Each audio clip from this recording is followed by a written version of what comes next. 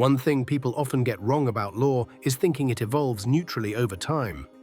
But what if some of our modern legal systems are built not just on reason, but on erasure? This man, Justinian I, is praised for compiling the Corpus Juris Civilis, or body of civil law, in 6th century Byzantium.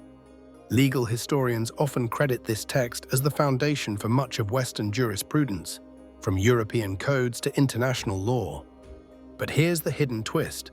Justinian's codification didn't simply summarize previous Roman laws, it selectively reinterpreted them.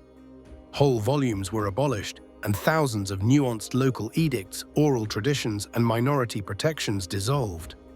What we call rational code was also an invention, one that privileged empire-wide cohesion over diversity.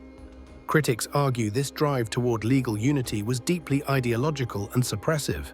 Alternative interpretations from Nestorian Christian groups and Jewish scholars were excluded or declared heretical. Women lost ground too. Some rights previously granted under earlier Roman systems were rolled back under Justinian's regime. So was Justinian preserving order or centralizing power through selective memory? In his campaigns to restore Roman glory, he bankrupted Byzantine reserves and sparked civil unrest. The Nika riots were partly driven by resentment over harsh legal penalties amid corruption and class inequality. Is his legacy progressive when so many voices went silent in its making? Can codification be both enlightenment and authoritarianism dressed in parchment? Today, contemporary debates about global governance still echo these ancient questions surrounding law and authority. Who gets to define universal law in our complex world filled with differing perspectives?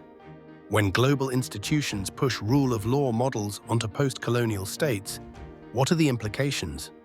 Is justice truly objective, or does it depend on whose books got copied into permanence? What would history look like if forgotten dialects had survived alongside dominant texts in harmony? If customary law had been recorded instead of bulldozed beneath ambition, would pluralism feel more real?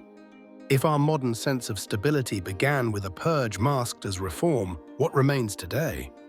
What parts of our current systems might still carry those blind spots forward, unexamined?